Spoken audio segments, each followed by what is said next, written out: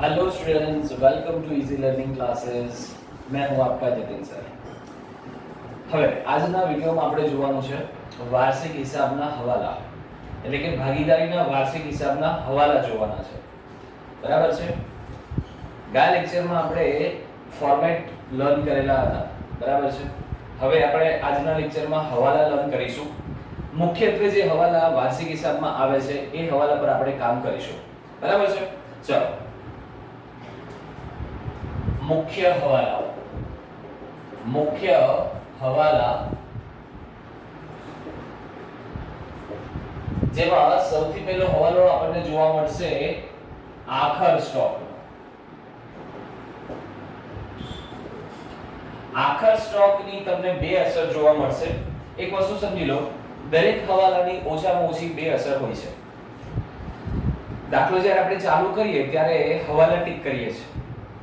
ઘણા સ્ટુડન્ટ્સ ને ક્વેશ્ચન આવે કે સર હવાલા ક્યાં ટિક કરવા, એ નથી સમજ પડતી। તો આ જે બે અસર આપણે લખીએ છીએ એ બંને જગ્યા પર અમુક હવાલામાં એક જગ્યા પર ટિક કરવાની હોય છે, બીજી અસર ડાયરેક્ટ મૂકવાની હોય છે। કેવી રીતે હું સમજાવી દઈશ, પણ તમારો એ પ્રશ્નનો જવાબ પડી જશે કે સર ક્યાં ટિક કરવાના। તો તમે જે હવાલો જોવો છો, દાખલા તરીકે હું આખર સ્ટોક લખ્યો, આખર સ્ટોકની બે અસર છે, જોઈ લો કેવી રીતે। તો કે વેપાર ખાતામાં જમા બાજુ પર આવશે અને બીજી અસર આવશે પાકા સરવૈયામાં મિલકત લેણા બાજુ પર। બરાબર। તો આ અસર તમને કાચા સરવૈયામાં ઉપર નહીં દેખાય કે ભાઈ વેપાર ખાતું નહીં દેખાય, પાકું સરવૈયું મિલકત લેણા એવું લખેલું નહીં દેખાય। તો આપણે શું કરવાનું, આ હવાલાને ડાયરેક્ટ ત્યાં આગળ જ ટિક કરવાનો, હવાલા પર જ ટિક કરવાનો। બરાબર છે। ઠીક છે। હવે શું યાદ રાખવાનું છે આપણે કે આખર સ્ટોકનો હવાલો લગભગ તમારા દરેક દાખલાનો હવાલો હશે। વેપાર ખાતામાં જમા બાજુ જઈને એક અસર આપવાની છે, વેચાણની નીચેવાળી। બરાબર છે। અને પાકા સરવૈયામાં મિલકત લેના બાજુ જઈને આપણે અસર આપવાની છે। કેમ? તો કે આ જે આખર સ્ટોક છે એ આપણી મિલકત કહેવાય છે। બીજી વાત, આખર સ્ટોકના અંદર તમને બે રકમ અથવા તો એક રકમ આપે છે। જો એક રકમ આપી હોય તો કોઈ પ્રશ્ન નથી, જે રકમ આપી છે એ જ તમે હવાલા તરીકે બંને બાજુ પર લખશો। પણ જ્યારે તમારી પાસે બે રકમ હશે, કઈ બે રકમ હશે? ચોપડી કિંમત અને બજાર કિંમત। જ્યારે દાખલામાં પ્રશ્નમાં તમને એવું કીધું હોય, અચ્છા બીજી એક વસ્તુ કે ભાઈ બંનેમાંથી કઈ રકમ લેવાની, બંનેમાંથી જે રકમ ઓછી હોય તે આપણે હવાલા તરીકે લેવાની છે, આખર સ્ટોક તરીકે લેવાની છે। બરાબર।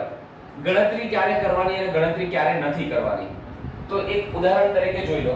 દાખલા તરીકે તમને એવું કીધું છે કે ભાઈ ચોપડે કિંમત 40,000 રૂપિયા છે અને બજારમાં આ સ્ટોકની કિંમત 10% વધુ છે, આવો શબ્દ તમને વાપર્યો છે। બરાબર છે।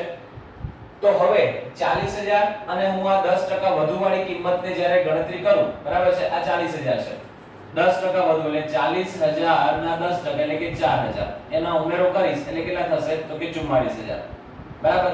પછી જ્યારે હું બંનેને તફાવત જોઉં છું 40 કે 44, બંનેમાંથી જે ઓછી હોય તે રકમ લેવાની છે, તો 40,000 ને આપણે લઈશું।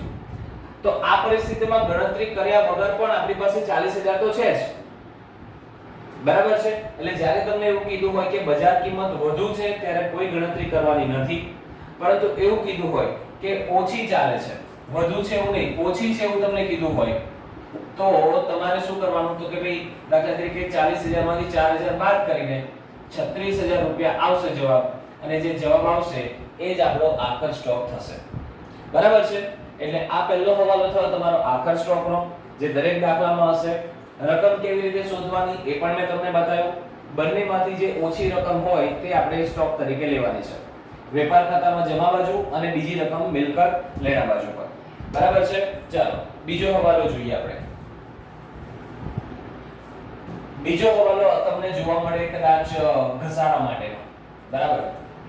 તો ઘસારાનો હવાલો પણ બહુ ઈઝી છે, સિમ્પલ છે।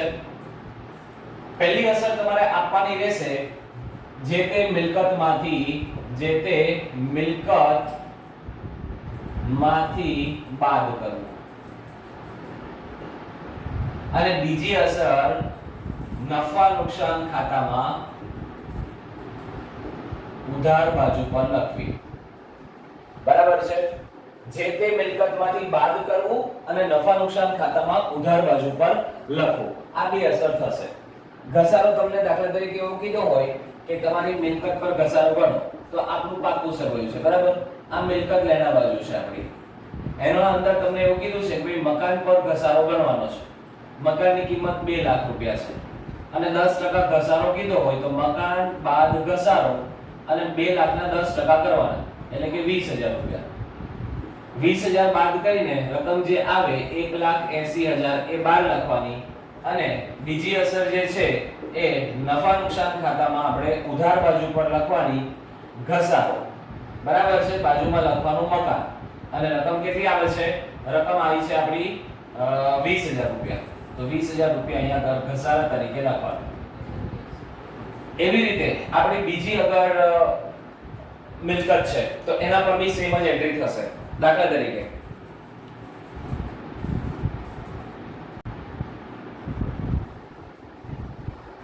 હવે આપણને બીજી કોઈ મિલકત આપી હોય, દાખલા તરીકે મકાન છે, મકાન પછી તમને આપ્યું હોય ફર્નિચર.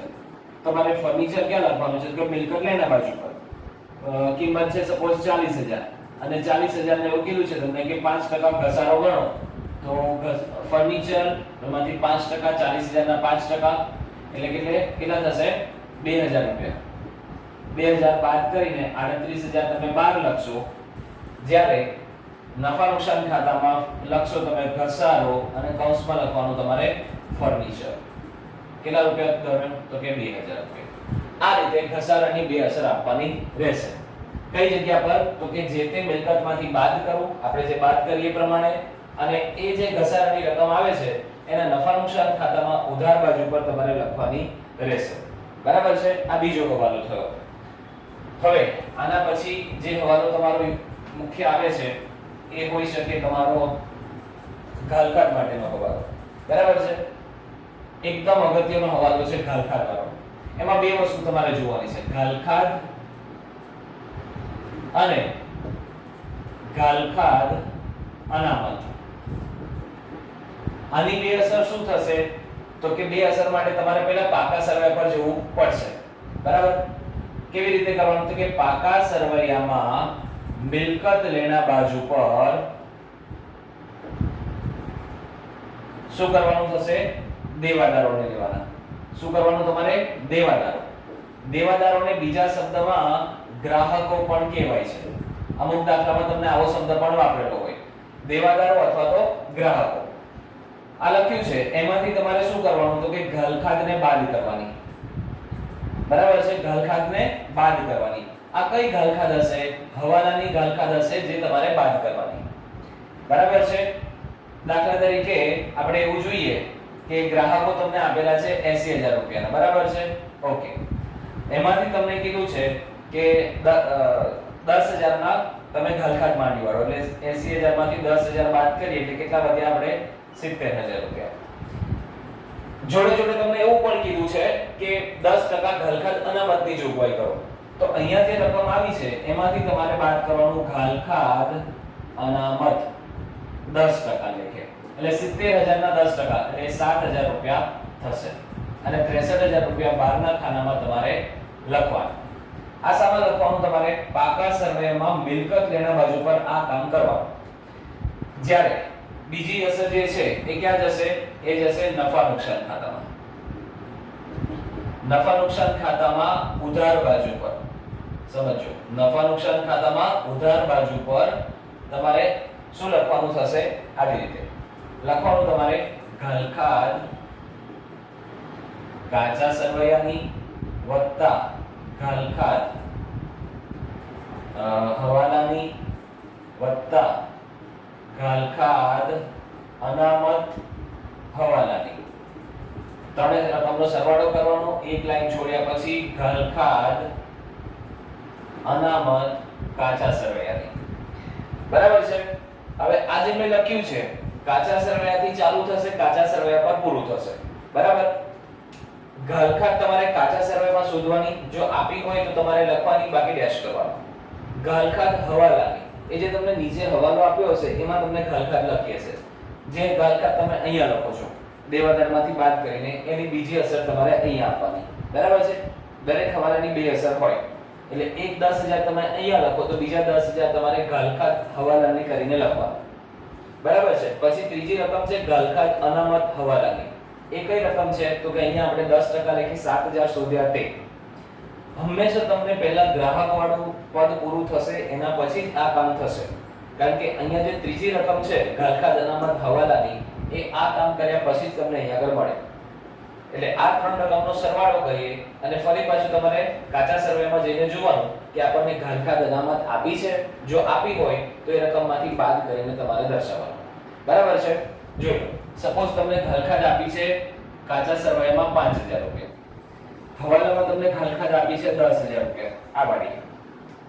અને ઘાલખાત અનામત હવાલાની આપણે છે 7,000 રૂપિયા. બરાબર છે. એટલે 10 ને 7 17 ને 22,000 રૂપિયા થયા. એમાંથી ઘાલખાત અનામત કાચા સરવૈયામાં આપી છે સપોઝ 8,000 રૂપિયા તો આપણે એ બાદ કરવાના રહેશે. 14,000 રૂપિયા બહારના ખાનામાં લખવાના. આ રીતે ઘાલખાતનો હવાલો થશે. જે બહુ ઇમ્પોર્ટન્ટ હવાલો છે બેટા, ધ્યાનથી તમારે કરવાનો. સમજ્યા? ઘાલખાત અને ઘાલખાત અનામત.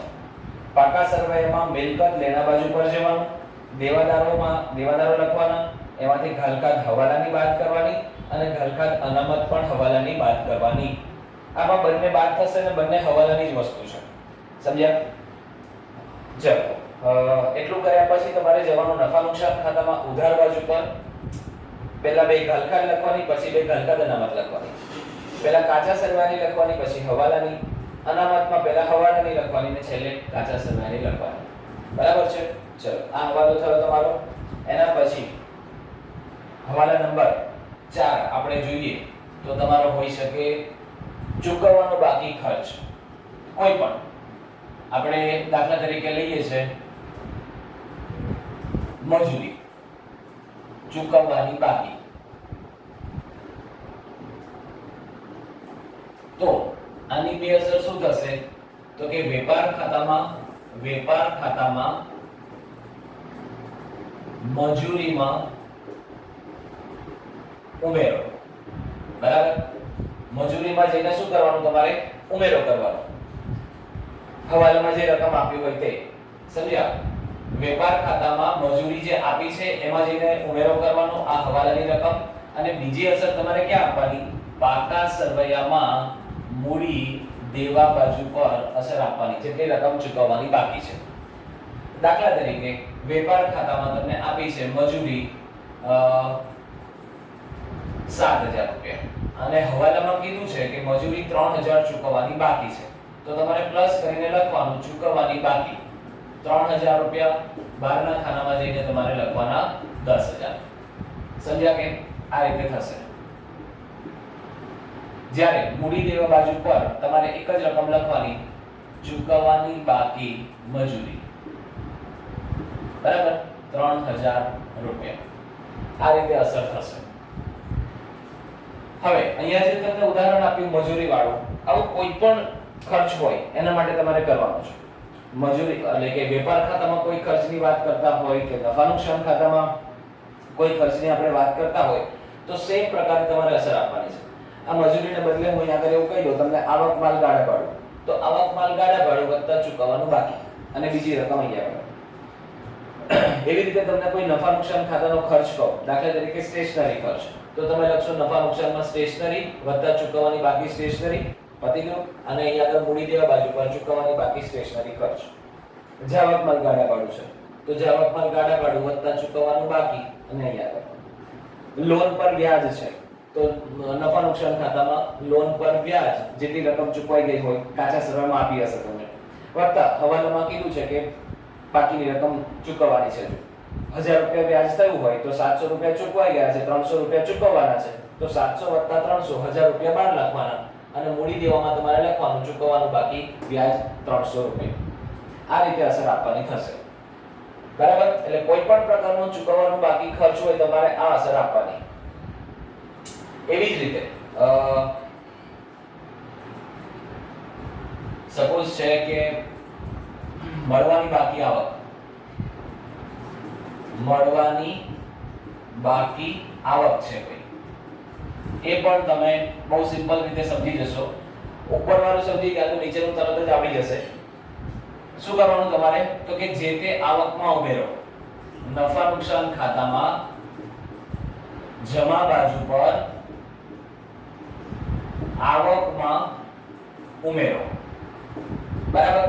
અને બીજી અસર પાકા સરવૈયામાં મિલકત લેણા બાજુ પર આપવાની. બરાબર છે. નફા નુકસાન ખાતામાં જે તે આવકમાં ઉમેરો એટલે કે દાખલા તરીકે એવું કીધું હોય કમિશન, તો તમે કાચા સરવૈયામાં કમિશન આપ્યું છે કેટલા રૂપિયા તો કે 700 રૂપિયા, અને હવાલામાં કીધું છે ચૂકવવાનું બાકી, તો અહીંયા આગળ તમે લખ્યું ચૂકવવાનું બાકી 300 રૂપિયા, કુલ 1000 રૂપિયા તમારે બહારના ખાનામાં લખવાના. અને બીજી અસર મિલકત લેણા બાજુ પર આપવાની છે. શું અસર આપશો? મળવાની બાકી આવક, મતલબ કમિશન, મળવાનું બાકી કમિશન કેટલા રૂપિયા? ફક્ત 300 રૂપિયા. સમજ પડી? હવે જો તમારો જે પ્રશ્ન હતો કે સર હવાલા ક્યાં ટીક કરવાના, તમને એવું આપ્યું છે મળવાની બાકી આવક એટલે અહીંયા આગળ લખ્યું છે મળવાનું બાકી કમિશન.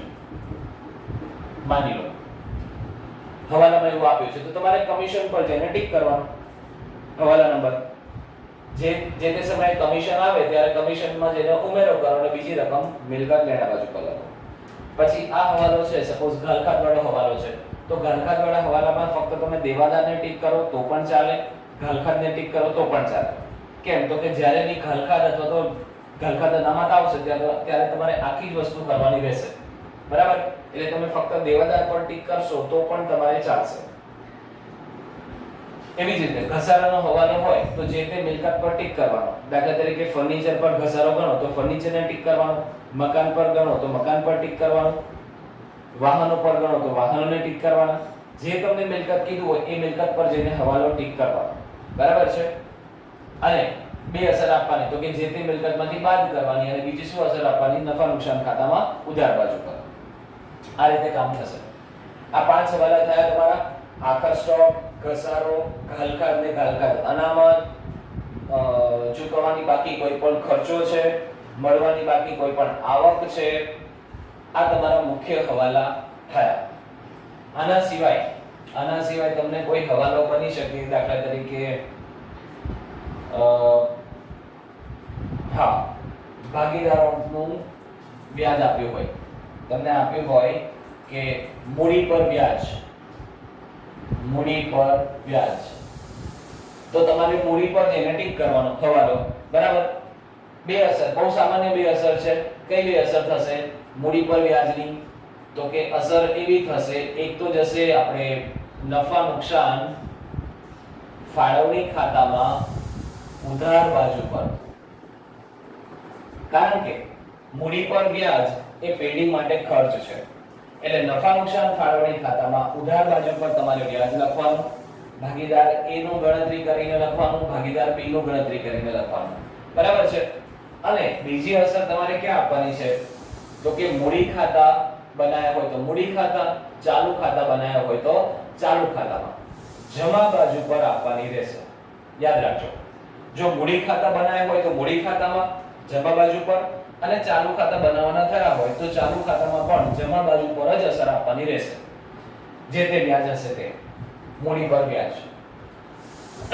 મૂડી પર વ્યાજ એ ધંધા માટે ખર્ચ છે અને ભાગીદાર માટે આવક છે. આના સિવાય તમને કીધું હોય ઉપાડ પર વ્યાજ. શું આપ્યું હોય? ઉપાડ પર વ્યાજ. હવે તમને એ તો ખબર જ હશે કે ફોર્મેટ કર્યા હોય એટલે ઉપાડ ક્યાં લખાય તો કે ચાલુ ખાતા હોય તો ચાલુ ખાતામાં ઉધાર બાજુ, અને મૂડી ખાતા હોય તો મૂડી ખાતામાં ઉધાર બાજુ પર લખાશે. એના પર વ્યાજ ગણવાનું થાય તો કેવી રીતે ગણતરી કરવાની રહેશે અને ક્યાં અસર આપવાની? ઉપાડ પર વ્યાજની અસર આવશે આપણે નફા નુકસાન ફાળવણી ખાતામાં જમા બાજુ પર. જમા બાજુ પર લખીએ છે એનો મતલબ કે પેઢી માટે આવક છે, ધંધા માટે આવક છે. શું વસ્તુ? ઉપાડ પર વ્યાજ. જ્યારે ભાગીદાર માટે ખર્ચ છે. એટલા માટે મૂડી ખાતા હોય તો મૂડી ખાતામાં અને ચાલુ ખાતા હોય તો ચાલુ ખાતામાં ઉધાર બાજુ પર લખવું. બરાબર છે. આ ઉપાડ પર વ્યાજ થયું. પછી હવાલો તમને આપ્યો હોય કે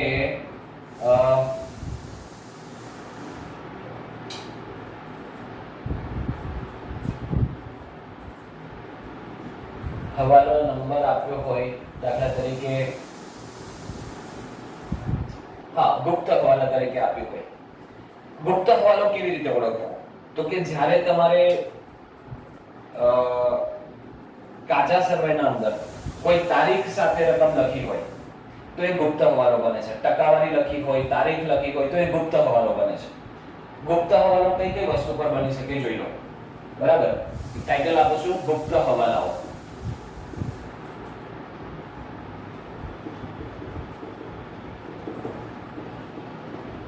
ગુપ્ત હવાલો બનશે લોન પર. લોન આપી હોય અને કૌંસમાં લખ્યું હોય 1/7/2016 થી, અને જો ભાગીદારની લોન હોય તો એમાં ટકાવારી ના પણ આપી હોય તો 6% લેખે ભાગીદારની લોન પર વ્યાજની ગણતરી કરવાની રહેશે. આપણે ઉદાહરણ લઈ લઈએ. તમને કાચા સર્વેમાં લોન આપી છે, બરાબર છે, અહીંયા રકમ આપી છે 10,000 રૂપિયા અને ભાગીદારનું નામ છે તમારું X. તો X ની લોન તમને એવું કીધું છે અને કૌંસમાં આપ્યું છે 1/7/2016 થી 10,000 રૂપિયા.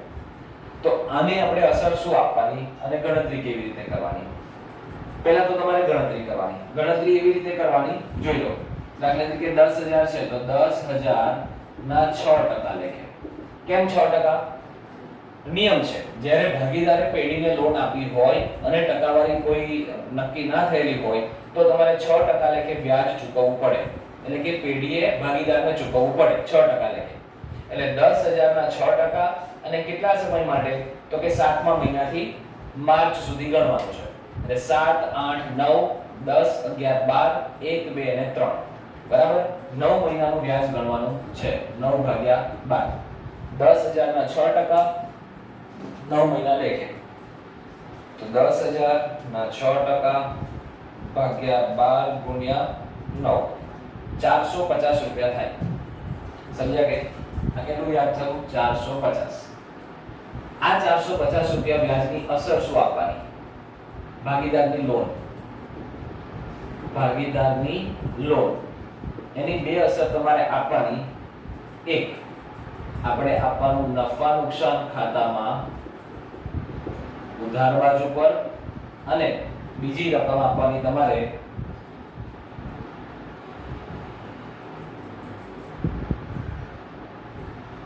પાકા સરવૈયામાં મૂડી દેવા બાજુ પર. સમજ્યા? ભાગીદારની લોન પર વ્યાજ કેવી રીતે લખાશે? તો કે નફા નુકસાન ખાતામાં ઉધાર અને પાકા સરવૈયામાં મૂડી દેવા બાજુ પર લખાશે. સમજ્યા? જ્યારે ચૂકવવાનું બાકી હોય ત્યારે. ગુપ્ત હવાલામાંથી પહેલો હવાલો થયો. પછી બીજો હવાલો તમારો હોઈ શકે આપણે ઇન્સ્યોરન્સ પ્રીમિયમનો. બરાબર છે, વીમા પ્રીમિયમ. વીમા પ્રીમિયમ પર હવાલો તમારો હોઈ શકે. વીમા પ્રીમિયમમાં તમને એવું લખ્યું હોય કાચા સર્વેમાં વીમા પ્રીમિયમ. બરાબર છે.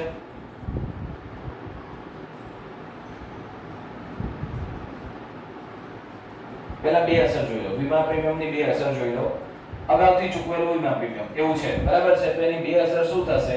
એક થશે નફા નુકસાન ખાતામાં ઉધાર બાજુ પર પ્રીમિયમમાંથી બાદ. વીમા પ્રીમિયમ જે રકમ લખી છે એમાંથી તમારે બાદ કરવાની અગાઉથી ચૂકવેલ. અને બીજી અસર તમારે આપવાની મિલકત લેણા બાજુ પર અગાઉથી ચૂકવેલ વીમા પ્રીમિયમ. સમજી ગયા? બે અસર ક્યાં આપવાની? એક તો એક અસર આપવાની આપણે નફા નુકસાન ખાતામાં વીમા પ્રીમિયમમાંથી બાદ કરવાની, અને બીજી અસર આપવાની મિલકત લેણા બાજુ પર અગાઉથી ચૂકવેલ વીમા પ્રીમિયમ તરીકે. ગણતરી કેવી રીતે કરવી? ગણતરી દાખલા તરીકે તમને એવું આપ્યું હોય કાચા સર્વેમાં વીમા પ્રીમિયમ. બરાબર છે. રકમ લખી છે 2,000 રૂપિયા. 2,000 રૂપિયા અને કૌંસમાં એવું લખ્યું છે 2,400 રૂપિયાનું પ્રીમિયમ તારીખ 30/6/2017 સુધી છે. આવું તમને લખીને આપે છે. બરાબર છે. કાચા સર્વેમાં વીમા પ્રીમિયમ 2,000 રૂપિયા આપ્યું છે અને કૌંસમાં એવું લખ્યું છે કે 2400 રૂપિયાનું એક પ્રીમિયમ તારીખ 30/6/2017 સુધી છે. આપણું વર્ષ પૂરું થઈ જશે માર્ચમાં.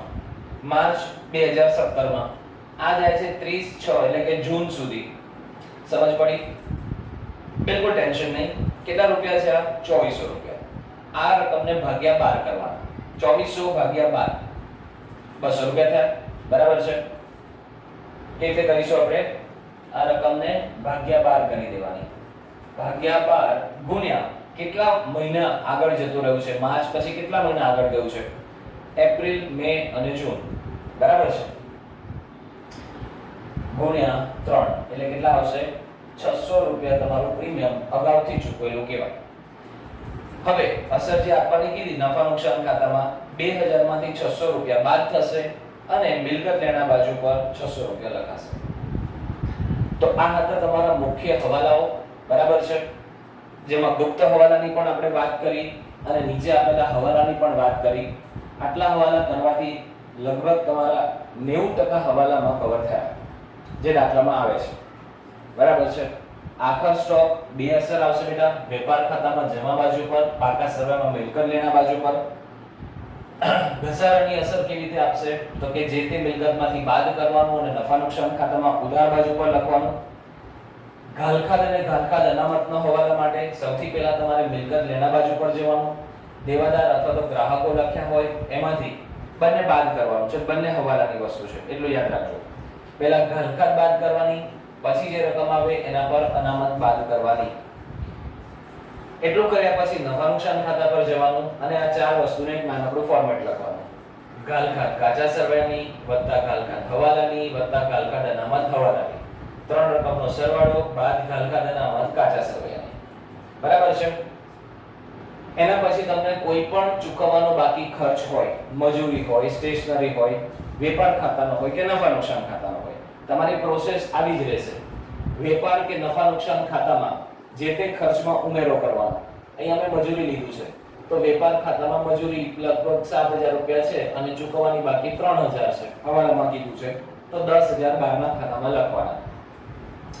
જ્યારે બીજી અસર તમારે પાકા સરવાળામાં મૂડી દેવા બાજુ પર આપવાની.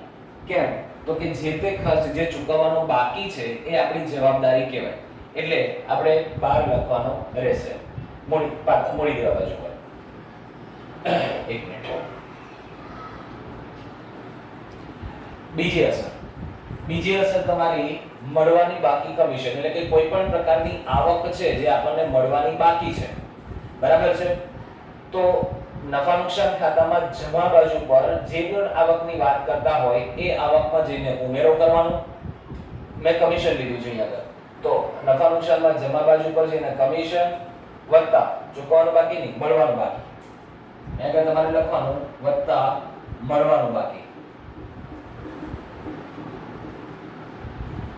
700 રૂપિયા મળી ગયું છે, 300 રૂપિયા બાકી છે, 1000 રૂપિયા બહાર લખવાના. અને બીજી અસર તમારે પાકા સરવાળામાં મિલકત લેણા બાજુ પર લખવાનું મળવાનું બાકી કમિશન 300 રૂપિયા. આ સિવાય તમારા હવાલો હોઈ શકે મૂડી પર વ્યાજ અને ઉપાડ પર વ્યાજ. ચાલુ ખાતાનું પણ વ્યાજ હોય છે. મૂડી પર વ્યાજની બે અસર શું થશે? એક થશે નફા નુકસાન ફાળવણી ખાતામાં ઉધાર બાજુ પર ભાગીદાર x અને y a b જે પણ આપ્યું હોય. અને બીજી અસર મૂડી ખાતા અથવા તો ચાલુ ખાતા જે પણ બનાવવાના હોય એમાં જમા બાજુ પર જ આપવાની રહેશે. મૂડી પર વ્યાજ પેઢી માટે ખર્ચ, ભાગીદાર માટે આવક છે. ઉપાડ પર વ્યાજ પેઢી માટે આવક છે, ભાગીદાર માટે ખર્ચ કહેવાય. એની અસર ક્યાં આપશું? નફા નુકસાન ફાળવણી ખાતામાં જમા બાજુ પર, જ્યારે મૂડી અથવા ચાલુ ખાતામાં ઉધાર બાજુ પર આપવાની રહેશે. પછી ગુપ્ત હવાલા છે. ગુપ્ત હવાલા તમને કાચા સરવૈયામાં લખેલા હશે. એ તમને નીચે હવાલામાં નહીં મળે, એ ઉપર કાચા સરવૈયામાં જ મળશે. કેવી રીતે શોધવાના? તો કે જે રકમની બાજુમાં તમને બ્રેકેટ કરીને ટકાવારી અથવા તો તારીખ આપેલી હોય તો એ તમારો ગુપ્ત હવાલો બની જાય. દાખલા તરીકે કોઈ ભાગીદાર x ની લોન છે અને તારીખ લખી છે કૌંસમાં 1/7/2016 થી 10000 રૂપિયાની લોન આપી છે. હવે નિયમ એવો છે કે જ્યારે ભાગીદારે પેઢીને લોન આપી હોય તો 6% લેખે વ્યાજ દરની ગણતરી થાય. તો 10000 ના 6% 9 મહિના લેખે. કેમ? તો કે 7મા મહિનાથી ગણતરી કરવાની છે. પહેલી તારીખ છે એટલે 7મો મહિનો લેવાશે. 7 8 9 10 11 12 1 2 3 ટોટલ 9 મહિના લેખે વ્યાજ ગણ્યું. 450 રૂપિયા વ્યાજ આવ્યું. અસર ક્યાં આપવાની થશે? નફા નુકસાન ખાતામાં ઉધાર બાજુ અને પાકા સરવાયામાં મૂડી દેવા બાજુ પર ચૂકવવાનું બાકી વ્યાજ તરીકે. વીમા પ્રીમિયમનો હવાલો હોય છે ઘણી બધી વખત, અગાઉથી ચૂકવેલ વીમા પ્રીમિયમ, એમાં પણ ગુપ્ત હવાલો હોય. અસર શું થશે? નફા નુકસાન ખાતામાં જવાનું, વીમા પ્રીમિયમ લખવાનું અને એમાંથી અગાઉથી ચૂકવેલ વીમા પ્રીમિયમ બાદ કરવાનું. જ્યારે બીજી અસર તમારે મિલકત લેણા બાજુ પર આપવાની અને લખવાનું અગાઉથી ચૂકવેલ વીમા પ્રીમિયમ. બરાબર છે? ગણતરી કેવી રીતે કરવાની થશે? તો કે તમને જે કૌંસમાં રકમ આપી હશે, દાખલા તરીકે એવું કીધું છે વીમા પ્રીમિયમ કુલ 2000 રૂપિયા છે, આ 2000 માંથી એક વીમા પ્રીમિયમ 2400 રૂપિયાનું પણ છે. આપણે અલગ અલગ રકમના વીમા પ્રીમિયમ જાય છે, કોઈ 2000 નું જાય છે, કોઈ 2400 નું જાય છે. સમજી ગયા? સોરી, એ રકમ મારે વધારવી પડશે. દાખલા તરીકે મેં 8000 કરી દઉં. બરાબર? કુલ મારું વીમા પ્રીમિયમ 8000 રૂપિયાનું છે.